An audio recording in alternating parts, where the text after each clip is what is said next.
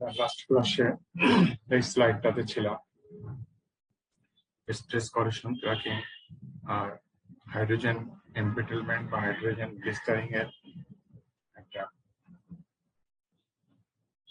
পার্থক্য এখানে বোঝানো হয়েছিল। স্ট্রেস করেশন ট্র্যাকিং এ যদি আমরা ক্যাথোডিক প্রোটেকশন দেই তাহলে এটা হচ্ছে স্ট্রেস করেশন ট্র্যাকিং। এখানে যদি আমরা ক্যাথোডিক প্রোটেকশন দেই করেশন কমে আসে। আর এটা হচ্ছে হাইড্রোজেন গ্লিস্টারিং অথবা হাইড্রোজেন এমব্রিটলমেন্ট। এখানে যদি আমরা ক্যাথোডিক প্রোটেকশন দেই তাহলে করেশন বেড়ে যায়। এটা বোঝানো হচ্ছে। আজকে আমরা এটা বোঝানোর সময় আমরা হাইড্রোজেন গ্লিস্টারিং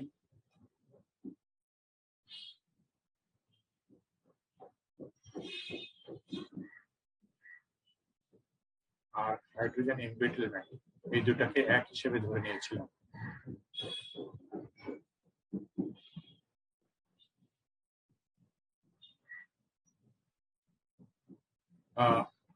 এইটা নিয়ে সায়েন্টিস্টের ভিতর কিছু বিতর্ক আছে। কেউ কেউ বলে যে না দুটো আলাদা হিসেবে ধরতে হবে, কেউ কেউ বলে এক হিসেবে ধরতে হবে। সামান্য যে ডিফারেন্সটুকু আছে তার জন্য আলাদা করে ধরার কোনো দরকার নেই। আমরা ওই সমস্ত বিতর্কতে যাব না। আমরা দুটার ডেফিনেশন কি বলা হয়েছে সেটাই দেখবো, সেটা বুঝবো, এবং আজকে সেটা লাগবে। হাইড্রোজেন গ্লিস্টারিং এ বলা হয়েছিল কি যে ক্যাথোডিক প্রোটেকশনে থাকে এবং যদি রিম ডিস্টিল হয়, রিম ডিস্টিল হতে হবে। রিম ডিস্টিল মানে যে স্টিলে ভয়েড আছে, সেটা কেমন, যে এরকম একটা স্টিল প্লেটের থিকনেস হচ্ছে এটা, এর ভিতরে যদি এরকম একটা ভয়েড থাকে, ভয়েড, তাহলে কি হবে, এর ভিতর দিয়ে যদি কোনোভাবে হাইড্রোজেন অ্যাটম তৈরি হয়, সেই হাইড্রোজেন অ্যাটম মেটালের ভিতর দিয়ে পাস করে যেতে পারবে। হাইড্রোজেন মেটালের ভিতর দিয়ে পাস করে যেতে পারবে, যেখানে কোন রকম বাধা পাবে না, শুধু মেটাল, কন্টিনিউয়াস মেটাল পাবে, সেখানে হাইড্রোজেন বাইরে চলে আসবে। এখানে কন্টিনিউয়াস মেটাল পাচ্ছে, বাইরে চলে আসবে। এই দুটো হাইড্রোজেন মিলে কি হবে, দুটো হাইড্রোজেন মিলে হাইড্রোজেন গ্যাস হবে এবং বাইরের সাইড দিয়ে উড়ে চলে যাবে। কিন্তু যখন সে একটা ভয়েড পাবে, এই ভয়েডের ভিতরে হাইড্রোজেন ঢুকে যাবে। ঢুকে যে এই ভয়েডের ভিতরে এরকম দুটো হাইড্রোজেন ঢুকে যে এই ভয়েডের ভিতরে হাইড্রোজেন মলিকুল গ্যাস হবে। এই গ্যাস আর বেরোতে পারে, মেটালের ভিতর দিয়ে ডিক্রিজ করতে পারে। ফলে এই গ্যাসের ভলিউম বাড়তে থাকে, সময়ের সাথে সাথে তার প্রেশার বাড়তে থাকে এবং একসময় মেটালটা এই বরাবর ফেল করে যায়। সো হাইড্রোজেন গ্লিস্টারিং এর শর্ত বলা হচ্ছে, এই ফেলিয়ারটাকে বলা হয় হাইড্রোজেন গ্লিস্টারিং। শর্ত বলা হচ্ছে কি, ভয়েড থাকতে হবে, স্টিলটা রিমড হতে হবে, তাহলেই হবে। ক্লিন স্টিল বা কিল্ড স্টিল আমি বলেছিলাম। কিল্ড স্টিল মানে যে স্টিলের ভয়েডকে মেরে ফেলা হচ্ছে, কোনো ভয়েড নেই, সেই স্টিলে হাইড্রোজেন গ্লিস্টারিং হবে না। আর এমব্রিটলমেন্টে কি বলা হচ্ছিল, যে ভয়েড থাকা জরুরি না, একটা স্টিল যে কোনো কি ইভেন কিল্ড স্টিলেও মাইক্রোভয়েডস থাকে। মাইক্রোভয়েডস কি পরিমাণ, এরকম ছোট ছোট মাইক্রোভয়েডস থাকে। এই সমস্ত স্টিলে যদি কোনো কারণে, সে কারণটা আমরা আজকে একটু বলবো, কোনো কারণে ওই আগেরটার মতো যে হাইড্রোজেন যদি তৈরি হয়, অ্যাটমিক হাইড্রোজেন তৈরি হয়, অ্যাটমিক হাইড্রোজেন কি করে, এই ভিতরের দিকে আগে গ্লিস্টারিং এর মতোই ভিতরের দিকে সে যাবে, যে এই ভয়েডের জায়গাগুলোতে যে কি হয়, যদি এখানে টিটেনিয়াম বা সিমিলার কোনো মেটাল থাকে, তাহলে হাইড্রোজেন টিটেনিয়াম হাইড্রোক্সাইড তৈরি করে, TiX-HY, which is brittle। এবং এই জিনিসগুলো তৈরি হয় যদি কোথাও মাইক্রোভয়েড থাকে, সেই জায়গাগুলো উইক পয়েন্ট, সেই জায়গাগুলোতে এগুলো হয়। দিস ইজ ব্রিটেল, এবং তাহলে ওই জায়গাটা ব্রিটেল হয়ে গেল। ব্রিটেল হয়ে গেলে তখন ওখানে কোনো প্রেসার অ্যাপ্লাই করলে কি হবে, ওই জায়গা দিয়ে ফেল হয়ে যাবে। এটা হচ্ছে হাইড্রোজেন এমব্রিটলমেন্ট। বাই ডেফিনেশন আমরা এটা জানি। তাহলে হাইড্রোজেন গ্লিস্টারিং কিল্ড স্টিলে হবে না, কিন্তু হাইড্রোজেন এমব্রিটলমেন্ট কিল্ড স্টিলেও হবে। এই নলেজ থেকে আমরা নেক্সট স্লাইডে চলে যাচ্ছি, যেটা আজকের ক্লাস শুরু, prevention of hydrogen blistering. Hydrogen blistering এ তাই আমরা কিভাবে প্রিভেন্ট করতে পারি? বলা হচ্ছে ক্লিন স্টিল ইউজ করো। ক্লিন স্টিল মানে হচ্ছে ওই কিল্ড স্টিল, যেখানে ভয়েড নাই। ভয়েড না থাকলে হাইড্রোজেন ব্লিস্টারিং হতে পারে না। Killed steel instead of rimmed still.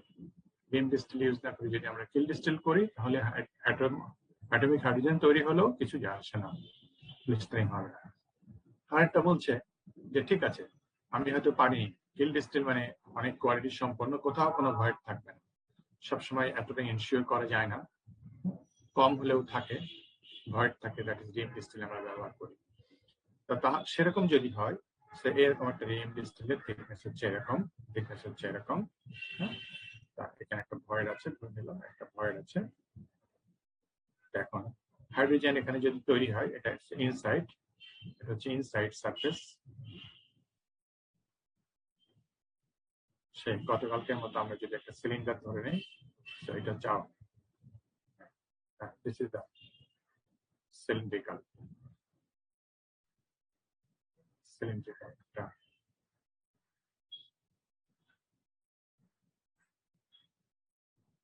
Drum, এটা হচ্ছে ইনসাইড। তো যদি হাইড্রোজেন তৈরি হয় তাহলে ভিতরে যাবে। এখন আমরা করব কি, এখানে আমরা যদি কোনো কোটিং দিয়ে দিই, ভিতরের সাইডে কোনো কোটিং দিয়ে দিই, একটা কোটিং দিয়ে দিই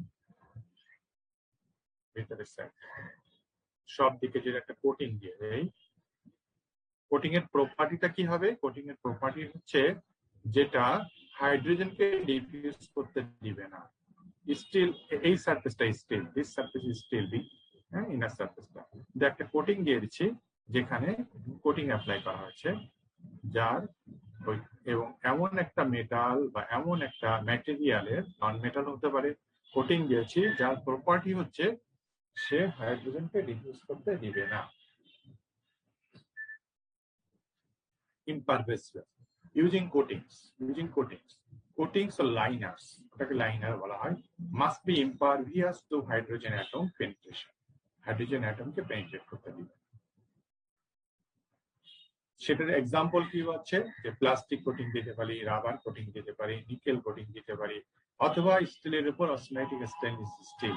অস্টেনাইটিক স্টেনলেস স্টিল একটা স্টেনলেস স্টিলের একটা টাইপ, যেটা তোমার অ্যাটমিক হাইড্রোজেনকে ভিতরে ঢুকতে দেয় না। তা পুরো জিনিসটা যদি আমি অস্টেনাইটিক স্টেনলেস স্টিল দিয়ে করতাম পুরো ড্রামটা, তাহলে খুব কস্টলি হয়ে যেত। সেই জন্য পুরো ড্রামটা করেছি কি মাইল্ড স্টিল দিয়ে করে, শুধু অস্টেনাইটিক স্টেনলেস স্টিলের একটা ক্লাডিং দিয়ে দিচ্ছি। এই ক্লাডিং মানে হচ্ছে যে মেকানিক্যাল বা মেকানিক্যাল প্রেসারে, মানে এটা খুব থিন একটা শীট নেওয়া হয়েছে, এটা থিন শীটটা মেকানিক্যালি প্রেসার দিয়ে এর উপর বসিয়ে দেওয়া হচ্ছে, এটাকে ক্লাডিং, এই প্রসেসটাকে ক্লাডিং বলা হয়। তা এইভাবে যদি আমরা একটা কোটিং দেই, যার যার যে কোটিংটার প্রপার্টি হবে ইমপারভিয়াস টু হাইড্রোজেন পেনিট্রেশন, তাহলে আমরা এটাকে প্রিভেন্ট করতে পারি, হাইড্রোজেন পেনিট্রেশন প্রিভেন্ট করতে পারি ইউজিং ইনহিবিটরস। এটা কমন কথা, আগেই বলে এসেছি। আর একটা হচ্ছে কি, যে যেমন কোটিং এর সময় বললাম যে আমরা কি করতে, নিকেল কোটিং দিলে হবে। আবার কি করতে পারি, এটা যদি তোমার এরকম হয় যে খুব খুব সেন্সিটিভ একটা জায়গা, সেক্ষেত্রে আমরা কোটিং দেবো না। কোটিং দিলেও কিছু না কিছু রিস্ক থেকে যায়, কোটিং দেবো না। পুরো জিনিসটাই ওই ওই মেটাল দিয়ে, দামি মেটাল দিয়ে বানাবো, পুরো ড্রামটাই দামি মেটাল দিয়ে বানাবো। তো সাবস্টিটিউটিং অ্যালয়েস, পুরো অ্যালয়টাকে আমি সাবস্টিটিউট করে দেবো মাইল্ড স্টিলে বানাবো। কি এখানে বলা হয়েছে দেখো, nickel. So nickel is impervious to hydrogen penetration. So পুরো জিনিসটাই আমি নিকেল দিয়ে বানাবো। Nickel containing have very low hydrogen diffusion, hydrogen diffusion খুব কম হবে, অলমোস্ট হবে না, এবং যেটুকু হবে সেটুকু অ্যাকসেপ্টেবল, ব্লিস্টারিং এর জন্য যথেষ্ট না, এন্ড সো অন। এবং এরকম আরো কিছু আছে, কতটা করছি সবগুলো পড়ার দরকার নেই, ইম্পর্টেন্ট কতগুলো পড়লে হবে। তো এইটা হচ্ছে হাইড্রোজেন ব্লিস্টারিং এর আমরা প্রিভেনশন। হাইড্রোজেন এমব্রিটলমেন্টের প্রিভেনশন আমরা একটু আগে বলেছি, ক্লিন স্টিল বলেছি। ক্লিন স্টিল কাকে বলা হচ্ছে? ক্লিন স্টিল মানে হচ্ছে ফিল্ড স্টিল, মানে যেখানে কোনো ভয়েড নাই, ফিল্ড স্টিল। তা এমব্রিটলমেন্ট আমরা যদি রোধ করতে চাই, কমিয়ে আনতে চাই, ক্লিন স্টিল ব্যবহার করে কোনো লাভ হবে না, কারণ এমব্রিটলমেন্ট ক্লিন স্টিলের সাথে রিলেটেড না। ক্লিন স্টিলেও কি হবে, আমার হাইড্রোজেন এমব্রিটলমেন্ট হবে, মাইক্রোভয়েড থেকে যাবে। Since has little influence since void is not involved, কারণ এই কনসেপ্টের সাথে ভয়েডটা ইনভলভ না। তো আমরা কি করতে পারি, ইনহিবিটর ইউজ করতে পারি, কমন একটা কথা এই। আর হচ্ছে কি করতে পারি, তাহলে ওখানেও এরকম কিছু করতে হবে যে হাইড্রোজেন আমার ভিতরে ঢুকে, হাইড্রোজেন ভিতরে ঢুকে, এখন এই হাইড্রোজেনের সোর্স কি, একটু আগে আমি বললাম হাইড্রোজেন কোথা থেকে আসতে পারে। আমি যখন হাইড্রোজেন এমব্রিটেলমেন্ট পড়িয়েছি তখন ক্যাথোডিক প্রোটেকশনের কথা বলা হয়নি। ক্যাথোডিক প্রোটেকশনের কথা যদি না বলি তাহলে হাইড্রোজেন তৈরি হতে পারে। ক্যাথোডিক, এটা যদি ক্যাথোডিক প্রোটেকশনে থাকে কি হচ্ছে যে এরকম ছোট একদম বড়, ছোটটা এরকম কানেকশনে থাকে, সো ইলেকট্রন আসছে, hydrogen blistering, that is the cathodic protection. Hydrogen তৈরি হয় কিভাবে, এর ভিতরে অ্যাসিড আছে, অ্যাসিডটা প্রথমে হাইড্রোজেন আয়ন প্লাস ক্লোরিন তৈরি হয় যদি হাইড্রোক্লোরিক অ্যাসিড থাকে। এই হাইড্রোজেন আয়নটা কি করে, এইখান থেকে ক্যাথোডিক প্রোটেকশন ইলেকট্রন নেয়, সো হাইড্রোজেন আয়ন যোগ যোগ ইলেকট্রন নিয়ে হয়ে যায় atomic hydrogen, so atomic hydrogen. এটা হচ্ছে ব্লিস্টারিং এর ক্ষেত্রে বলা হয়েছে, কিন্তু এই এমব্রিটেলমেন্টে তো এরকম ক্যাথোডিক প্রোটেকশন দেওয়া হয়নি, তাহলে সেখান থেকে হাইড্রোজেন কিভাবে আসলো? ওখান থেকে হাইড্রোজেন বিভিন্ন ভাবে আসে, সেই সোর্সটাকে বন্ধ করতে হবে। সেই সোর্সটাকে যে যে এইটা আমরা যদি কোনো ময়েস্ট এনভায়রনমেন্টে রেখে দিই, এই মেটালটা ময়েস্ট এনভায়রনমেন্টে রেখে দেয়, ময়েস্ট এনভায়রনমেন্ট মানে হচ্ছে H2O, সেখান থেকে একটা হাইড্রোজেন সোর্স আসতে হবে। তাই সেজন্য বলা হচ্ছে যে বেকিং at low temperature 200 থেকে 300 degree Fahrenheit will remove dissolved hydrogen from the surface. Moist environment অনেকদিন রাখা ছিল, রাখার কারণে এনভায়রনমেন্ট থেকে হাইড্রোজেন ডিসলভ করে সারফেসে আসে। কি হবে, সেই সারফেস থেকে এই যে হাইড্রোজেনটা আছে সেই সারফেসটাকে আমরা, এই হাইড্রোজেনটাকে আমরা দূর করে দেওয়ার জন্য আমি কি করব, লো টেম্পারেচারে আমি কিছু সময় বেক করব। বেক মানে হচ্ছে হিট, ঠিক না, মানে আমরা যে রুটি করি ছ্যাঁকা, বেকিং, লো টেম্পারেচারে কিছু সময় ধরে রাখা, সেটাকে বেকিং বলা হয়। Will remove dissolve hydrogen from surface, surface থেকে হাইড্রোজেনকে ডিসলভ সরিয়ে ফেলা। আর সাবস্টিটিউটিং অ্যালয় যদি আমি ওই এরকম কিছু অ্যালয় দিই যেটা তোমার হাইড্রোজেন থাকলেও ভিতরে ঢুকতে পারবে না, নিকেল কন্টেইনিং অ্যালয়, তাহলে হবে, ওটা ওখানেও হবে, এখানেও হবে। আর হচ্ছে এটা বেশি দেখা যায় এই 4 নম্বরের ক্ষেত্রে, হাইড্রোজেন করা হয় কি, ওয়েল্ডিং করা হয়। ওয়েল্ডিং এর জন্য কি করা হয়, এটা ওয়েল্ডিং রড নেওয়া হয়, সেই একটা প্লেট আছে, একটা প্লেট আছে, একটা প্লেট আছে, এই দুটা প্লেটকে আমরা ওয়েল্ডিং করছি এরকম। ওয়েল্ডিং এটা রেইনফোর্সমেন্ট, এটাকে বাড়িয়ে দেওয়া হয়, ওয়েল্ডিং করছি।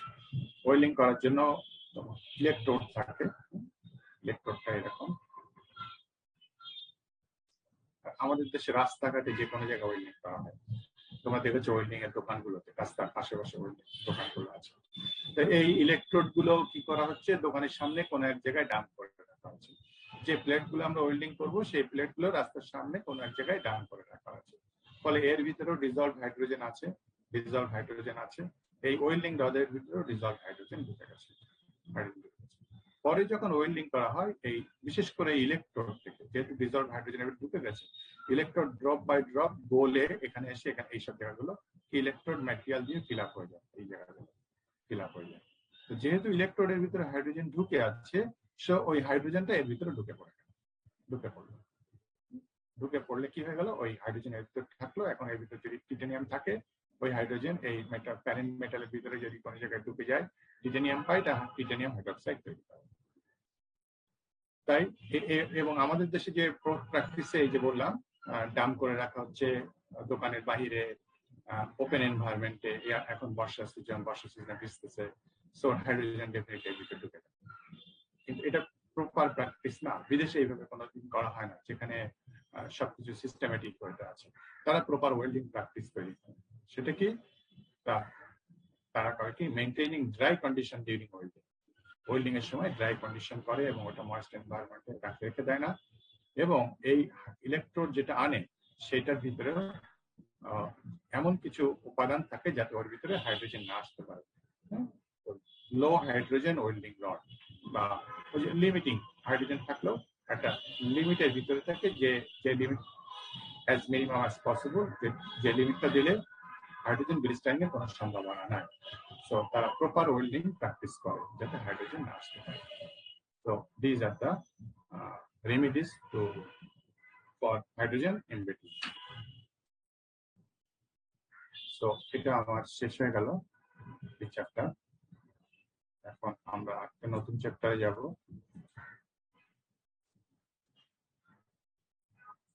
নতুন চ্যাপ্টারটার নাম হচ্ছে অক্সিডেশন কাইনেটিক্স। এখানে ফার্স্ট যে টার্মটা হচ্ছে peeling bed-word ratio. What is peeling bed-word ratio? আমরা একটা সিলিন্ড্রিক্যাল বলছি রেক্ট্যাঙ্গুলার স্যাম্পল যদি আমরা চিন্তা করি, সো এরকম একটা রেক্ট্যাঙ্গুলার স্যাম্পল আমি ওপেন এনভায়রনমেন্টে রেখে দিয়েছি। স্টিলের রেক্ট্যাঙ্গুলার স্যাম্পল যার 6টা তল আছে, 6টা তল আছে।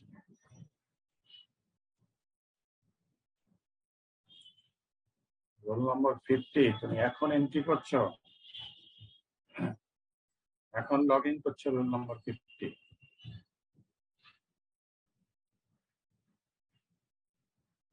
এই একটা মাইলস্টোন স্যাম্পল যার 6টা তল আছে। আমরা যদি ওপেন এনভায়রনমেন্টে রেখে দিই এর কি হবে? অক্সিডেশন হবে, করেশন হবে, এবং করেশনটা 6টা তল থেকেই হবে। এবং আমরা জানি করেশন বা অক্সিডেশন সেটা কি হচ্ছে? মেটালের সঙ্গে অক্সিজেন মিলে হচ্ছে মেটাল অক্সাইড।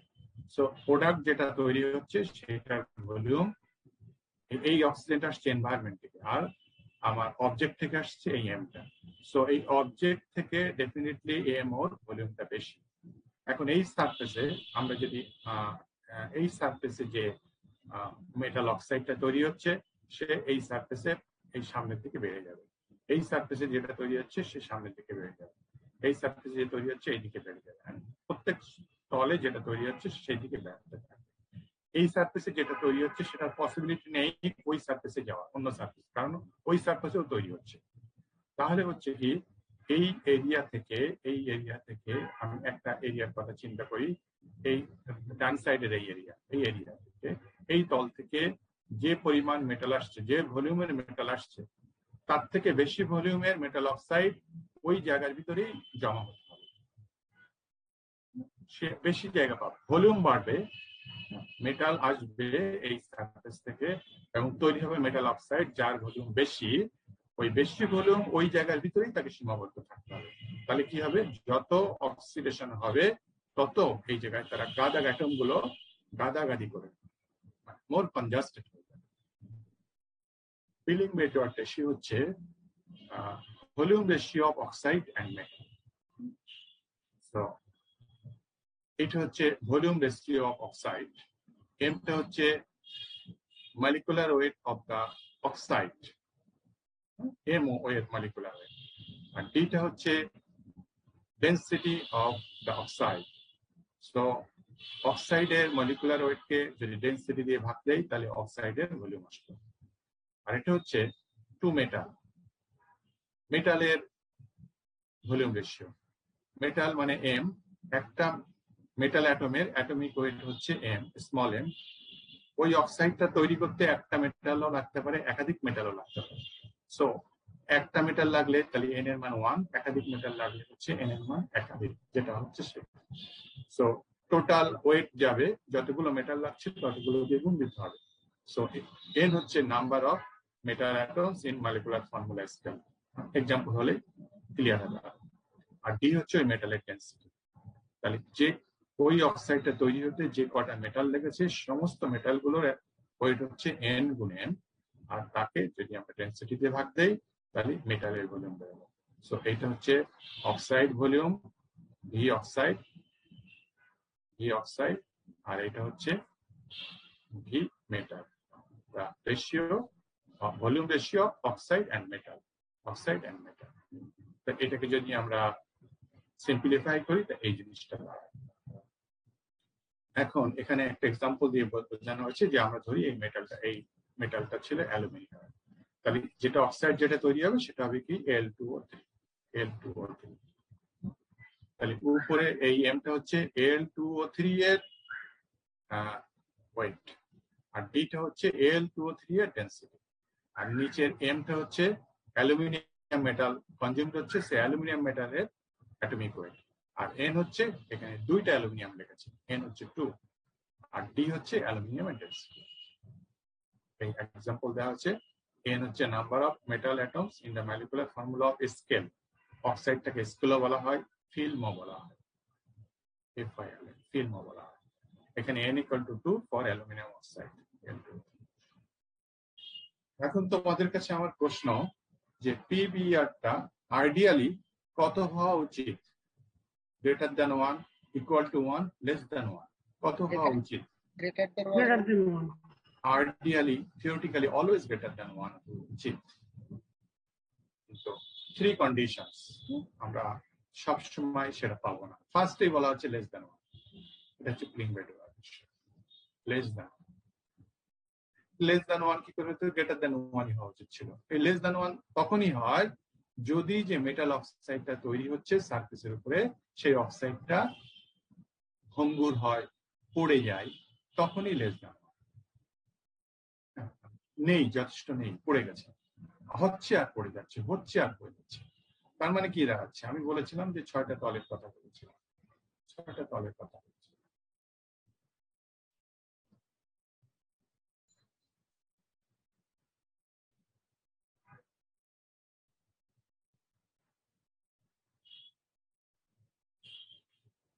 সো এই তলে কি হচ্ছে? অক্সাইড হচ্ছে আর পড়ে যাচ্ছে। আর পড়ে যাওয়া মানে তো একদম ক্লিন হয়ে যাচ্ছে না, একটু একটু অক্সাইড থেকে যাচ্ছে। তাহলে কি হলো?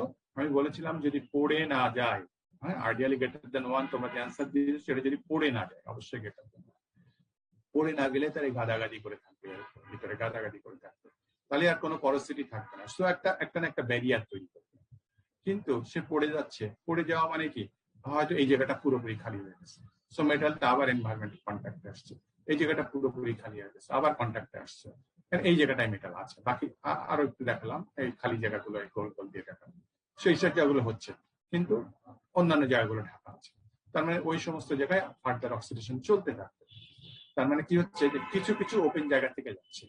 Insufficient oxide to cover the metal, মেটালকে পুরোপুরি ঢাকতে পারছে না, কোথাও না ঢাকতে পারলে লেস দ্যান 1 হতো না।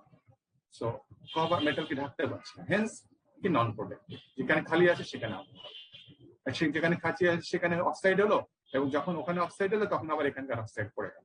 সো এইরকম খালি জায়গা অলওয়েজ কিছু না কিছু থেকে যাবে এবং কন্টিনিউয়াসলি অক্সিডেশন হতে থাকে। সো এটা ঢাকতে পারছে না, হেন্স নন প্রোটেক্টিভ, এবং প্রোটেকশন দিতে পারছে না। এটা হচ্ছে 1 কন্ডিশন। 2 নম্বর, মাচ গ্রেটার দ্যান 1। তোমরা বলেছিলে গ্রেটার দ্যান 1 হবে, উচিত ideally theoretically much greater than 1। তার মানে এমন একটা মেটাল যেটা পড়ে যাচ্ছে না এবং খুব দ্রুত বেগে করেশন হচ্ছে, সেই ক্ষেত্রে মাচ গ্রেটার দ্যান 1। দ্রুত বেগে করেশন হওয়ার মানেটা কি, এবং মাচ গ্রেটার দ্যান 1 মানেটা কি? মানে এই জায়গায় মেটাল অক্সাইড যথেষ্ট পরিমাণ হওয়া মানে কি? সে তার তো এক্সট্রা জায়গা পাচ্ছে না, ভলিউম বেড়ে যাচ্ছে, কিন্তু ভলিউম বাড়ার সাথে সাথে জায়গা তো পাচ্ছে না। জায়গা তার ওই যেখান থেকে মেটালটা এসছে ওই জায়গা ভিতর সীমাবদ্ধ থাকতে হবে, কারণ বাকি 6টা তলেও ওই একইভাবে আছে। তার মানে হচ্ছে এই জায়গায় যে দ্রুতবেগে বেড়ে যাচ্ছে কিন্তু জায়গা বাড়তেছে না, সে সময়ের সাথে সাথে ডেন্সিটি বেড়ে যাচ্ছে, তার মানে সে একটা স্ট্রেসড অবস্থায় থাকছে, ফ্রি অবস্থায় নেই, হাইলি স্ট্রেসড অবস্থা আছে। হাইলি স্ট্রেসড অবস্থা মানে লঞ্চ কি হচ্ছে? ওভারলোডেড হচ্ছে, ডেঞ্জারাস না, লঞ্চ একটু পরে ডুবে যাবে। সো যত বেড়ে যাচ্ছে হাইলি গ্রেটার দ্যান 1, এখন অক্সাইড ইজ স্ট্রেসড, আর স্ট্রেসড অবস্থাটা আনস্টেবল অবস্থা, এইভাবে থাকতে পারে না। স্পল আউট মানে ভেঙে পড়ে যাওয়া, ভাঙেনি সেই জন্য এটা একটু পরে ভেঙে যাবে, কারণ এখনো চলতেছে, এখনো স্ট্রেসড আছে এবং আরো হচ্ছে। সো আরো একটু আসলে আরো ভেরি ভেরি হাইলি স্ট্রেস হয়ে যাবে এবং স্পল আউট পড়ে যাবে, এন্ড হেন্স নন প্রোটেক্টিভ। যখনই পড়ে যাবে তখনই আবার নন প্রোটেক্টিভ। সো স্ট্রেস অবস্থা কোনো সময় স্টেবল হতে পারে না। এই মুহূর্তে স্টেবল আছে কিন্তু একটু পরে সে আনস্টেবল হয়ে যাবে। সো স্টিল মানে যদিও এটা গ্রেটার দ্যান 1 পড়িনি, কিন্তু একটু পরে পড়ে যাবে, হেন্স নন প্রোটেক্টিভ। সো এটাও নন প্রোটেক্টিভ।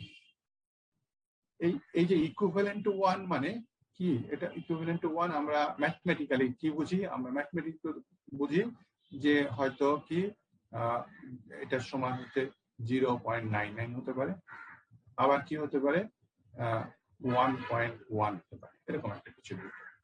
তবে এই ইকুইভ্যালেন্ট টু 1 বলতে ইউজুয়ালি এইটাকেই বোঝানো হয়। কোন কোন বইতে ইকুইভ্যালেন্ট টু 1 না বলে তুমি বলবা জাস্ট গ্রেটার দ্যান, জাস্ট। তুমি দেখবা যে এমডি বাই 3 নম্বর কন্ডিশনে বলা আছে, 3 নম্বর কন্ডিশনে বলা আছে MD by NMD just greater than 1, 1.1 হতে পারে, 1.3 হতে পারে। তার মানে কি এই 2 এর মতো না, স্ট্রেস অবস্থা হচ্ছে না, একটু বেশি। এবং ওই যে 1 নম্বর যেটা বলেছে insufficient oxide to cover the metal just greater than 1.3, তার মানে কি পুরোটাকে সে কভার করে রেখেছে। তাহলে পুরোটা কভার করে রেখেছে, তার মানে এনভায়রনমেন্টের সাথে পিওর মেটালের কন্ট্যাক্ট নেই, at the same time stress অবস্থায় নেই, সো স্টেবল এন্ড হেক্স এই অক্সাইড ইজ প্রোটেক্টেড, এবং এই অক্সাইডটাই প্রোটেকশন। তো এই 3টা কন্ডিশন আসতে পারে আমার যখন স্কেল ফর্ম হবে। এখন 3 equations relating film thickness y with time t, এটা হচ্ছে যে আবার সেই ওই ফিগারে যায়,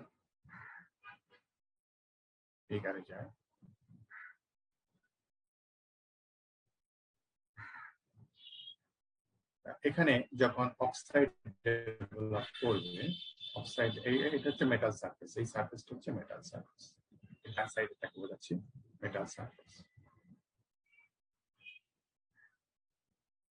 অক্সাইড ডেভেলপ করা মানে কি, অক্সাইড ডেভেলপ করে কি হচ্ছে থিকনেস একটু বেড়ে যাচ্ছে,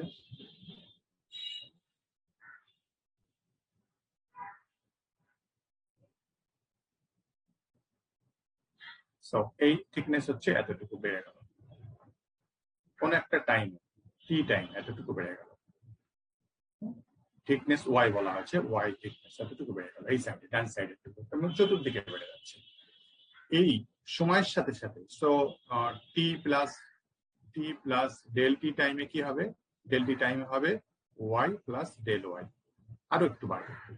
তো এই বাড়া রিলেশনটা কেমন, টি এর সাথে সাথে ওয়াই থিকনেস বাড়া রিলেশনটা কেমন, এটাকে 3টা ইকুয়েশন দিয়ে বোঝানো হয়, একটা লিনিয়ার ইকুয়েশন, একটা প্যারাবোলিক ইকুয়েশন, একটা লগারিথমিক ইকুয়েশন। 3টা ইকুয়েশন আমরা দেখি। First linear equation.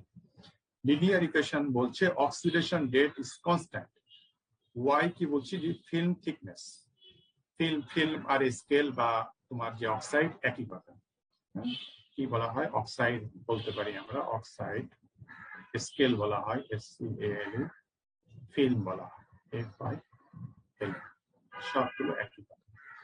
তা এই with time T dy by dt মানে change of thickness y with time t, so this is the oxidation rate, এটা কনস্ট্যান্ট k, তার মানে কি এটাকে ইন্টিগ্রেশন করলে হয় y সমান kt plus c, this is an straight line equation. তার মানে কি কেমন, পরের ইয়েতে আছে আমার y মানে t l, so l theoretically কি এরকম হওয়া উচিত, তোমাদের কনসেপ্ট কি বলে, এরকম হওয়া উচিত থিওরিটিক্যালি, কারণ একটা থিকনেস ডেভেলপ করার পরে ওই থিকনেস কিছু না কিছু তো ব্যারিয়ার দিবে, কনসেপ্ট তাই বলে না, কেমন হওয়া উচিত, এরকম হওয়া উচিত না, এখানে বলছে এরকম হওয়া উচিত না, থিওরিটিক্যালি হওয়া উচিত না, প্র্যাকটিক্যালি হয় এরকম, নিচে নেমে যাবে, একটু নিচে নেমে যাবে, এরকম হওয়া কি উচিত না স্যার, নিচে নেমে যাওয়া উচিত, একটু কমা উচিত মনে হয়, এরকম হওয়া উচিত, এরকম হওয়া উচিত, হ্যাঁ নিচে নেমে যাওয়া উচিত, এটা হওয়া উচিত। কিন্তু এখানে বলছে না, এটা না, এটা স্ট্রেট লাইন, তার মানে কোনো ব্যারিয়ার দিতে পারছে না। একটা মেটাল, এখানে মেটালের একটা সারফেস আছে, এই সারফেসটা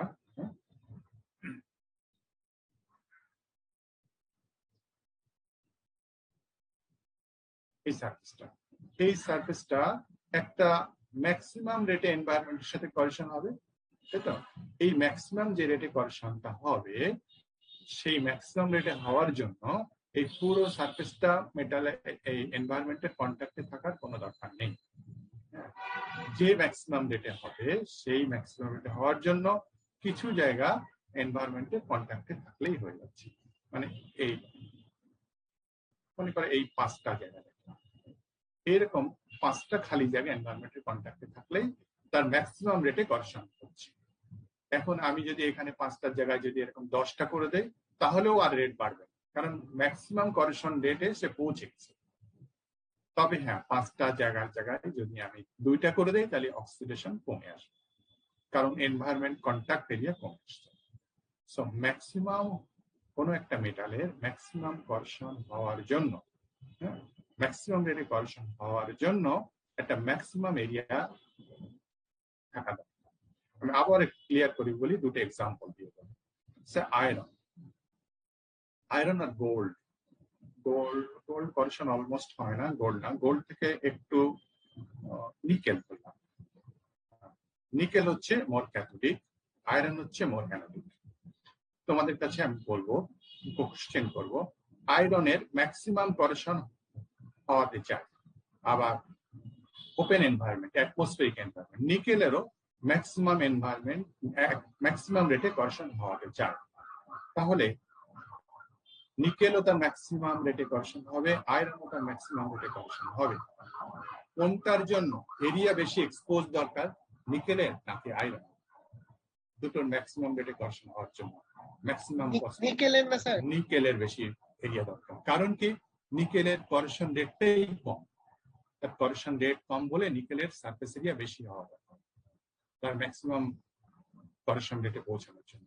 কিন্তু আয়রনের কি, অক্সিডেশন রেটটাই বেশি, সেই জন্য তার ম্যাক্সিমাম জায়গায় যাওয়ার জন্য আমি বললাম যে এরকম 2টা এরিয়া এরকম থাকলে হবে।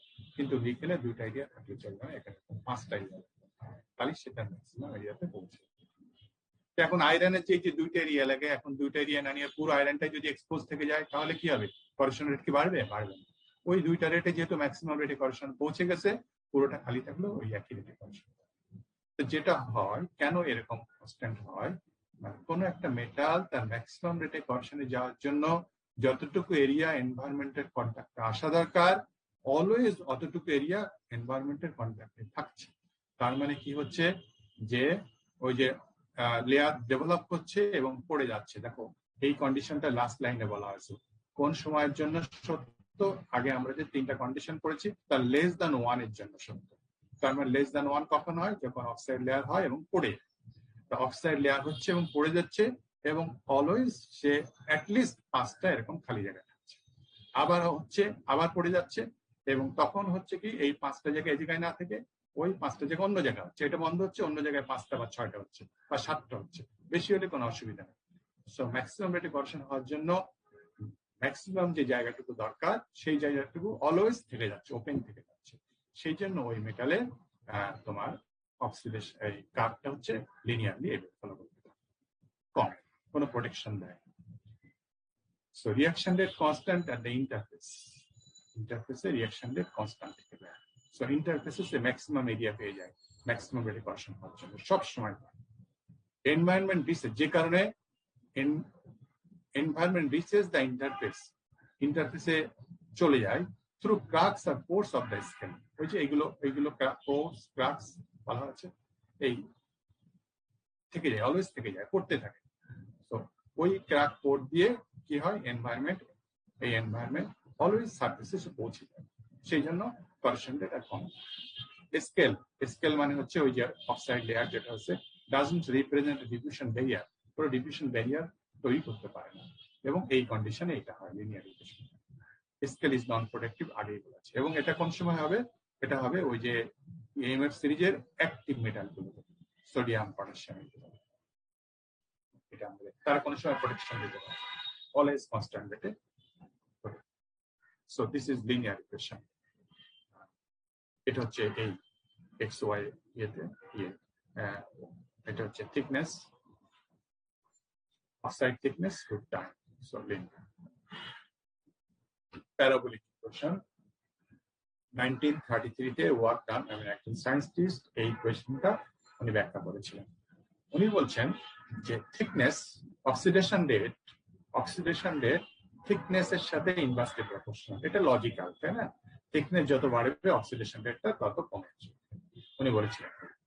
So oxidation rate dy by dt, হ্যাঁ, so dy by dt inversely proportional to y, তার মানে 1/y, প্রপোর্শনাল টু 1/y।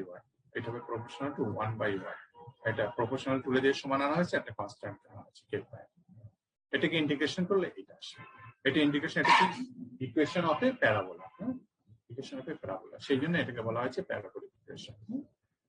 এটা লজিক্যাল, আমরা বুঝি লজিক্যাল যে থিকনেস বাড়ার সাথে সাথে কি হবে, অক্সিডেশন রেট কমে আসবে, এটা লজিক্যাল। সো এটা যদি আমি y versus t curve draw করি তাহলে কেমন হবে, ওয়াই ভার্সেস টি, তাহলে কার্ভটা হবে এরকম। সো সো কমে যাচ্ছে, রেট কমে যাচ্ছে, ওয়াই ভার্সেস এদিকে টি, সো রেট কমে যাচ্ছে।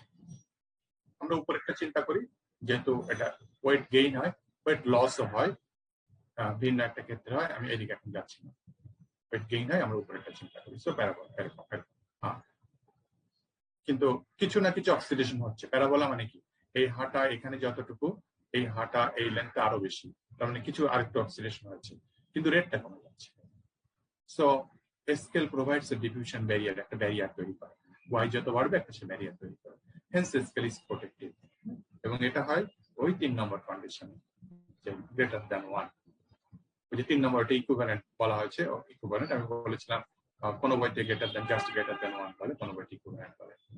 এর এক্সাম্পল কি দেখো, এগুলো ক্যাথোডিক সাইডে আছে, কপার, নিকেল, আয়রন। আয়রন যখন এন তোমার কন্ডিশনে হয়, ফেভারেবল কন্ডিশন, সেটা ক্রোমিয়াম, কপার, এইগুলো হচ্ছে তোমার প্যারাবোলিক। এখানে একটা জিনিস, এর পরেরটা লগারিথমিক, এখানে একটু খেয়াল রাখো যে এলিমেন্ট গুলো বলা হয়েছে, এই এলিমেন্টের আবার কিছু এলিমেন্ট লগারিথমিক ইকুয়েশন ফলো করে, কন্ডিশনটা আলাদা। এখানে সম্ভবত কপার আছে, আমরা দেখবো কপারের লগারিথমিক ফলো করে। এটা হচ্ছে parabolic equation, logarithmic. So parabolic ইকুয়েশনটা প্যারাবোলা যদি আমরা ওয়াই ভার্সেস টি ড্র করি, কিন্তু আমরা যদি কার্ভটা y square versus t draw করি তাহলে কি হয়ে যায়, লিনিয়ার, তাহলে একটা স্ট্রেট লাইনের ইকুয়েশন হয়ে যায়। ওয়াই স্কোয়ারটাকে যদি আমি ক্যাপিটাল ওয়াই ধরি, আর তাহলে 2k প্রাইম টি প্লাস সি, তাহলে হচ্ছে এই ভার্সেস টি, ওয়াই সমান mx, সো একটা স্ট্রেট লাইন হয়ে যায়। তোমাদের বইতে এইভাবে দেখানো হচ্ছে, y square versus t, that is a linear. Y versus t হলে কার্ভটা এরকম।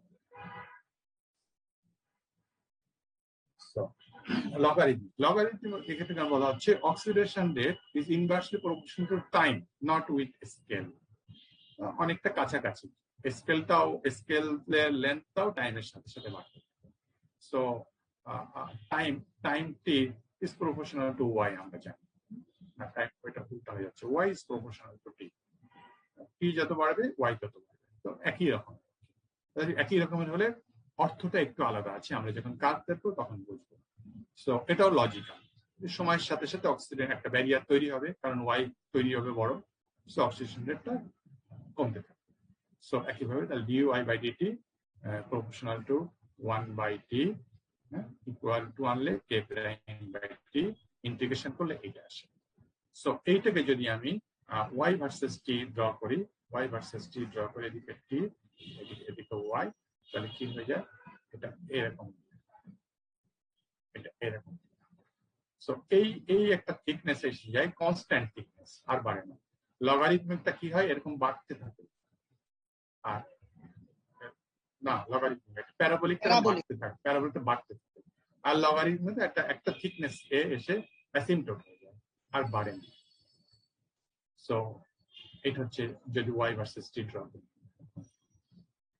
এটা কোথায় দেখা যায়, অবজেক্ট উইথ থিন অক্সাইড, এবং এখানে দেখো ওই যে অ্যালুমিনিয়াম কপার আছে, এই যে কপারটা আমি বলেছিলাম যে ওখানে দেখা যায় কপার, অ্যালুমিনিয়াম আছে, এবং some other metals oxidise in this manner at ambient, এই যে কন্ডিশনটা বলে গেছে, ওখানে কপারের কন্ডিশন বলা হয়নি।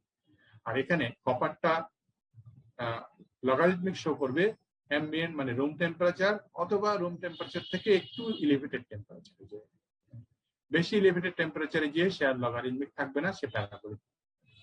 আমরা জানি কি লগারিদমিক কার্ভটা হচ্ছে এরকম, আর প্যারাবোলিক কার্ভটা হচ্ছে এরকম। করেকশন রেট কোন জায়গায় বেশি? প্যারাবোলিকে করেকশন রেট বেশি। আমরা জানি টেম্পারেচার, হাই টেম্পারেচারে করেকশন রেট বেশি হয়। সো কপার হাই টেম্পারেচারে যে এইটা শো করে প্যারাবোলিক শো করে, আর কপার রুম টেম্পারেচার অথবা সামান্য রুম টেম্পারেচারের সামান্য বেশিতে সে লগারিদমিক শো করে। Ambient or slightly elevated temperature copper ছাড়া অ্যালুমিনিয়ামও এটা শো করে। এবং আরেকটা কি, দুটো কন্ডিশন আছে। যখন ফিল্ম থিকনেসটা খুব থিন হয়, observed with thin oxide layers, কত থিন? 100 আংস্ট্রম থেকে নিচের দিকে যখন থাকে at low temperature. Even at low temperature অনেক সময় ধরে রাখলে এই টেম্পারেচার, এই থিকনেস যদি এর থেকে উপরে চলে যায় অনেক সময় ধরে রাখলে, তখন সে আবার কি হবে বলতো? প্যারাবোলিক ধরবে, প্যারাবোলিক হয়ে যাবে। লগারিদমিক থেকে প্যারাবোলিকে লো টেম্পারেচার আছে। সো এটা কপার এটা কন্ডিশন ফুলফিল করছে এবং অনেক সময় রাখা হচ্ছে। সো যত সময় পর্যন্ত তার থিকনেস লেস দ্যান 1000 হয়ে গেল ততক্ষণ সে লগারিদমিক ছিল। এরপরে 1200 হয়ে গেল আংস্ট্রম, 1200 আংস্ট্রম হয়ে গেল, তখন লগারিদমিক থেকে সে প্যারাবোলিকে ট্রান্সফার হবে। সো কন্ডিশন দুইটা, এক লো টেম্পারেচার হতে হবে, আর এক হচ্ছে oxide layer thickness less than 1000 আংস্ট্রম, তখন এই মেকানিজম এই কনসেপ্ট অনুযায়ী অক্সিডেশন হয়।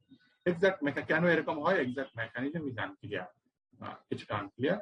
তবে যেহেতু হয় এবং আমি কি দেখছি এটা তো একটা যেহেতু লিমিটিং ইয়েতে চলে যাচ্ছে, সো ডেফিনেটলি এটা প্রোটেক্টিভ। এবং আমরা বলবো এই কাপ থেকে দেখছি কম্পারিজন করলে প্যারাবোলিক থেকেও এটা বেশি প্রোটেক্টিভ, আর লিনিয়ার তো মোটেই প্রোটেক্টিভ না, সেটা এখন চলে যাচ্ছে। তাহলে এই তিনটার ভিতর কম্পারিজনটা দেখলে আমি সব থেকে ভালো কোনটাকে বলবো? লগারিদমিক। তারপরের ভালো প্যারাবোলিক, আর এটা একেবারে আনডিজারেবল, মোটেই ডিজারেবল না। সো এই তিনটা ইকুয়েশন। সো ওই কার্ভটা যদি y ভার্সেস t নেওয়া হয় তাহলে কার্ভটা হবে কেমন? কার্ভটা y ভার্সেস t নিলে হবে এরকম, আর y ভার্সেস log t নিলে তখন স্ট্রেট লাইন হয়ে যাবে। log t বা ln t যাই না তখন স্ট্রেট লাইন। আমি একটু 5 মিনিট নিয়ে এটা শেষ করে দেবো, আর বেশি নেই, আর দুটো স্লাইড আছে। Linear rate is not always desirable, এটা মোটেই ডিজায়ারেবল না, কারণ ওটা তো বেশি করেকশন হচ্ছে। এই দুটো ডিজায়ারেবল, প্যারাবোলিক আর লগারিদমিক। এই দুটোর ভিতরে আবার কোনটা most desirable? Logarithmic, that is the best most desirable. কারণ কি, একটা লিমিটিং ফিল্ম থিকনেসে চলে আসে, একটা লিমিটিং ফিল্ম থিকনেসে চলে আসে। সো একটা লিমিটিং ফিল্ম থিকনেস, এই ফিল্ম থিকনেস আর বাড়বে না সময়ের সাথে সাথে, অ্যাসিম্পটোট হয়ে যাবে। আর প্যারাবোলিক তো বাড়তে থাকে আস্তে আস্তে। সো এটা হচ্ছে, এবং এটা অ্যালুমিনিয়াম শো করে, aluminium oxide in air at ambient temperature according to the logarithmic law. Film growth essentially stops film growth মানে film thickness মানে বাড়াটা, film growth মানে film thickness বাড়াটা একসময় যে বন্ধ হয়ে যায় after few days exposure. This is one of the reasons that aluminum possesses superior oxidation resistance. এবং ওই যে অ্যানোডাইজড অ্যালুমিনিয়াম আমরা যেটাকে বলি আর কি, সেই যে থাই অ্যালুমিনিয়াম আমাদের মডার্ন ইয়েগুলোতে লেটেস্ট যে বাড়িগুলার জানালা টানলা ফ্রেম গুলো থাই অ্যালুমিনিয়াম দিয়ে তৈরি করা হয়। আমাদের এই যে মেটাল টেস্টিং ল্যাবে থাই অ্যালুমিনিয়াম দিয়ে ওই যে নতুন ইউটিএম মেশিনটা রাখা হয়েছে, এগুলো আমরা যেটা দেখি এটা নট অ্যালুমিনিয়াম, অ্যালুমিনিয়াম অক্সাইডটা দেখি, কন্ট্রোল রেটে অ্যালুমিনিয়াম অক্সাইডে কনভার্ট করে। সো অ্যালুমিনিয়াম এই অক্সিডেশন রেজিস্ট্যান্স শো করে। তিনটাকে একই কার্ভে ড্র করা হয়েছে, দেখো এইটা হচ্ছে লিনিয়ার, এটা হচ্ছে লিনিয়ার আনডিজায়ারেবল, এটা হচ্ছে parabolic desirable to some extent, আর হচ্ছে logarithmic most desirable. Film thickness হচ্ছে নিচেরটা বোঝার দরকার নেই, এটা বই থেকে কপি করা, সেই জন্য এইসব ইকুয়েশন গুলো কমপ্লেক্স আছে। তুমি যদি সিম্পলি এতক্ষণ যা বুঝলাম সেটা বুঝতে চাও তাহলে কাজটা হচ্ছে এরকম, এটাও বইয়ের একটা ছবি। লিনিয়ারটা এরকম, প্যারাবোলিকটা এরকম, লগারিদমিকটা এরকম। সো লগারিদমিকটা মোস্ট ডিজায়ারেবল, এটাও ডিজায়ারেবল, এটা নট ডিজায়ারেবল। এই আমার এই চ্যাপ্টার এখানে শেষ।